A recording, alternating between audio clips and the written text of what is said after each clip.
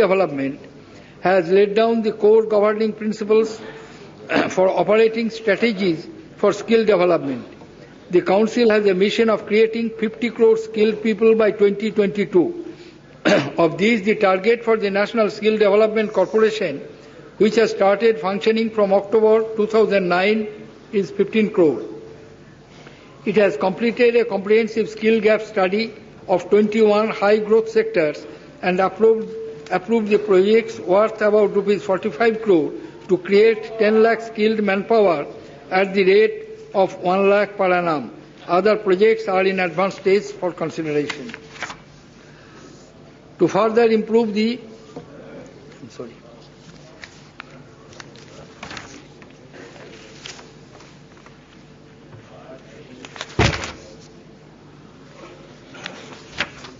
It is proposed to launch an exclusive skill development program in the textile and garment sector by leveraging the strength of the existing institutions and instruments of the Textile Ministry.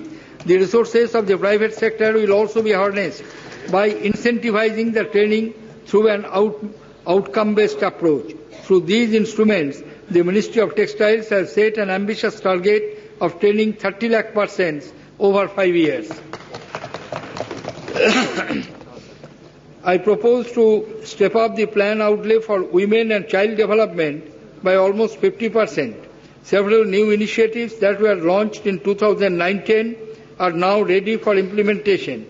A mission for the empowerment of women is being set up. The ICDS platform is being expanded for effective implementation of the Rajiv Gandhi scheme for adolescent girls. To further improve female literacy rate, the government has recast the earlier National Literacy Mission as a new program of Sakshar Bharat. It was launched in September 2009 with a target of 7 crore non-literate adults, which includes 6 crore women. A Mahila Kishan Sashaktikaran Pariyojana to meet the specific needs of women farmers is being launched. I have provided rupees 100 crore for this initiative as a subcomponent of the National Rural Livelihood Mission.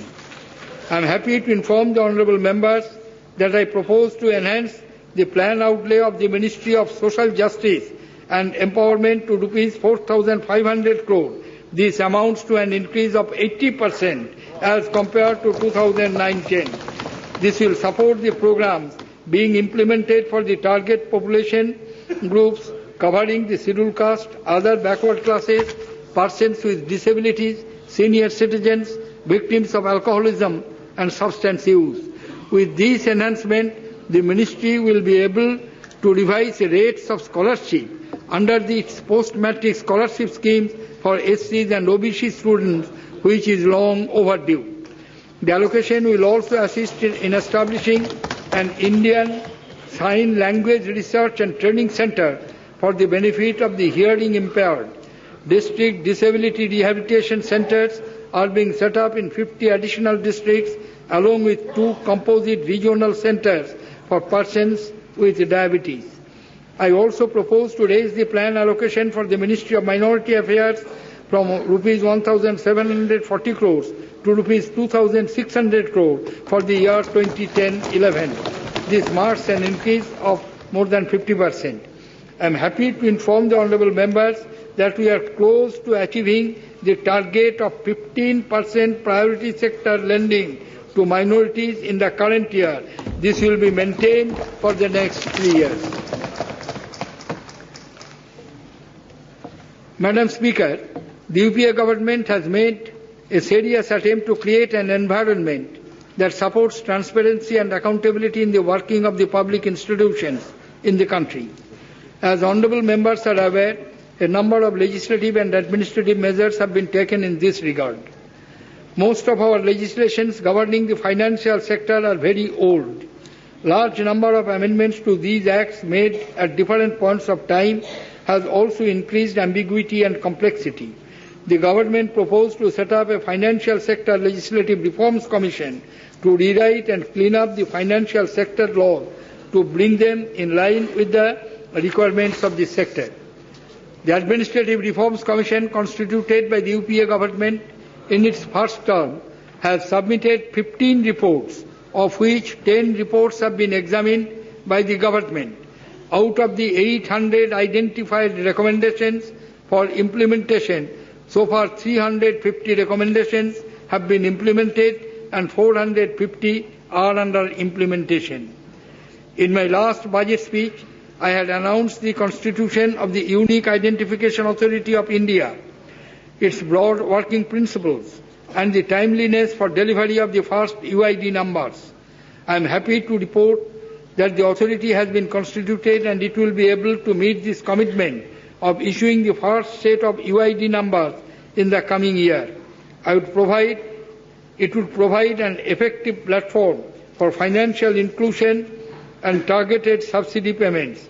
Since the UIDAI will now get operational phase, I am allocating rupees 1,900 crore to the authority for the year 2010-11. An effective tax administration and financial governance system calls for creation of IT projects which are reliable, secure and efficient.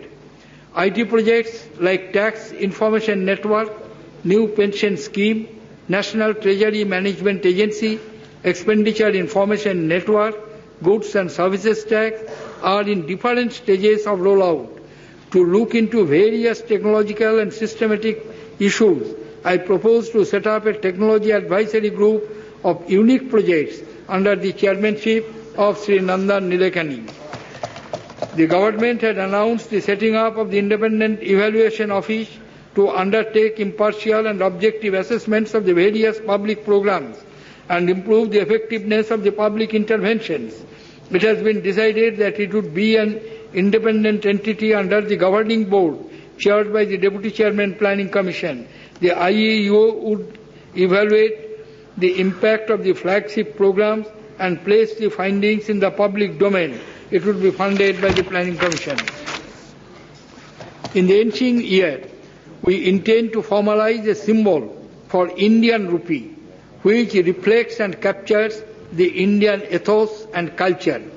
With this, Indian rupee will join the select club of currencies such as US dollar, British pound sterling, euro and Japanese yen that have a clear and distinguishing identity.